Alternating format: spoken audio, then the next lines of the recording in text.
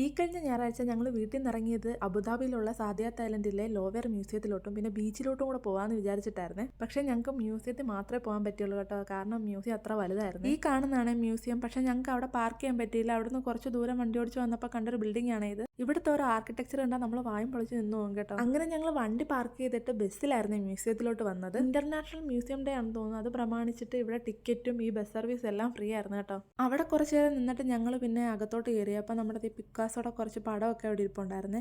പിന്നെ അവിടെ നിന്ന് ഞങ്ങൾ നടന്നകത്തോട്ട് കയറിയപ്പോൾ ആദ്യം കണ്ടത് ഈ മ്യൂസിയത്തിൻ്റെ ഒരു മിനിയേച്ചറാണ്. തുടക്കമൊക്കെ നമ്മൾ സാധാരണ ഏത് മ്യൂസിയത്തിലും പോയാലും കാണാൻ പറ്റുന്ന കുറേ പുരാവസ്തുക്കളായിരുന്നേ.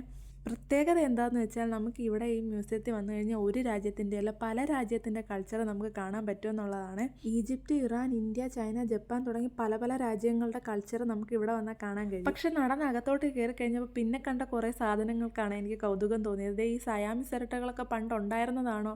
പക്ഷെ അതിൻ്റെ അകത്തൊക്കെ എഴുതിയിരിക്കുന്നത് അതൊക്കെ ഒരു മിത്തോളജിക്കൽ ക്രീച്ചേഴ്സ് ആയിരുന്നെന്നാണ്.